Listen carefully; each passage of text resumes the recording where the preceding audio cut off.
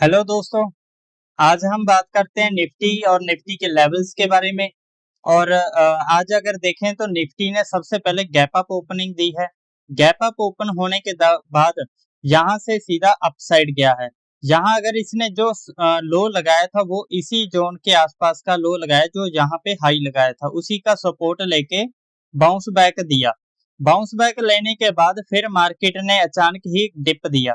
Dip आके वहीं पे एक्यूरेट बिल्कुल 25,000 के लेवल के आसपास ही आके इसने सपोर्ट किया।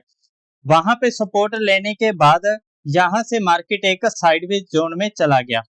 यहाँ पे अगर हम देखें कल के लिए, कल अगर मार्केट मान लो यहाँ पे साइडवेज ही ओपन होता है, तो यहाँ पे अगर साइडवेज ओपन होता है, अगर ये यहाँ से साइडवे होने के बाद अप साइड जाता है, इस वाले लेवल को अगर ब्रेक करता है, तो यहाँ पे हमारे पास सबसे पहले जो लेवल आता है वो आता है 25,160 के आसपास का लेवल।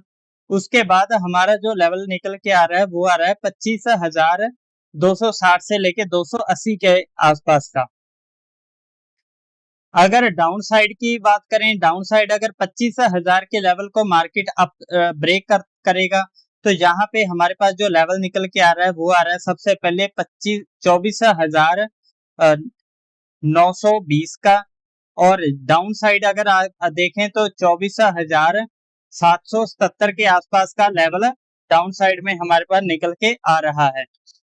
अगर मान लो मार्केट कल को गैप अप ओपन हो जाता है, काफी ज्यादा गैप अप हो जाता है, तो वहां पे देखेंगे कि मार्केट कौन सा स्ट्रक्चर, कैसा सिनेरियो बना रहा है। अगर यहाँ पे देखें तो मार्केट अगर यहाँ पे अपसाइड जाएगा, साइड गैप अप ओपन हुआ, गैप अप ओपन होने के बाद अगर यहाँ नीचे आके सपोर्ट लेके अगर बाउंस बैक दे रहा है, तो यहाँ पे हम एक बाइंग साइड की पोजीशन देखेंगे। अगर मान लो कल को मार्केट गैप अप ओपन होने के बाद फिर से अप साइड जाता है, तो यहाँ पे हम रेजिस्टेंस को देखेंगे कि रेजिस्टेंस पे कोई सेलिंग साइड की कैंडल मिल रही है। वहां से हम फिर से एक सेल साइड की पोजीशन बनाएंगे जो लेके आएगा यहाँ पे और 25,000 के आसपास के लेवल तक का।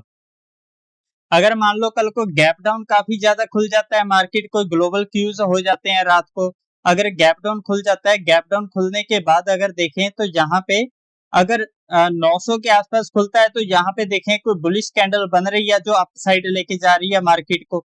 अगर बुलिश कैंडल बन रही है तो हमारा पहला टारगेट होगा 25,000 का। अगर उसके वहां पे आके रुकती है, तो वहां पे अगर इसको भी ब्रेकआउट देके चलती है, तो हम उस ट्रेड को कैरी रखेंगे।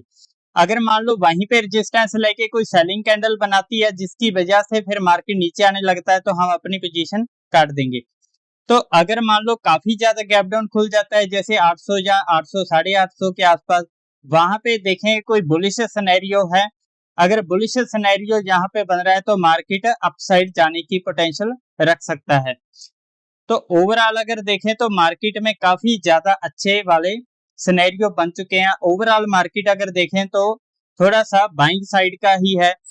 मेजर जो सपोर्ट है मार्केट का वो है 24,800 का। अगर 24,800 के नीचे अगर ब्रेक जाता है, तो मार्केट में काफी ज्यादा हमें सेलिंग देखने को मिल सकती है, जो 24,400 तक भी जाने जा सकती है।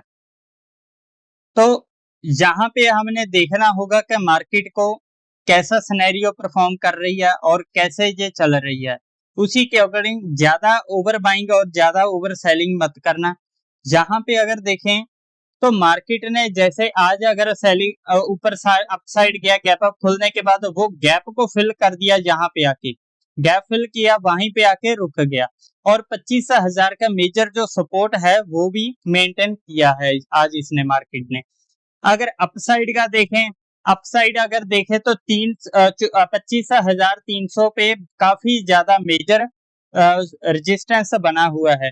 इसको तोड़ना भी काफी मुश्किल है। अगर इसको तोड़ के ऊपर जाता है, तो मार्केट हम मानेंगे कि मार्केट अब अप साइड जाने के लिए रेडी हो चुका है।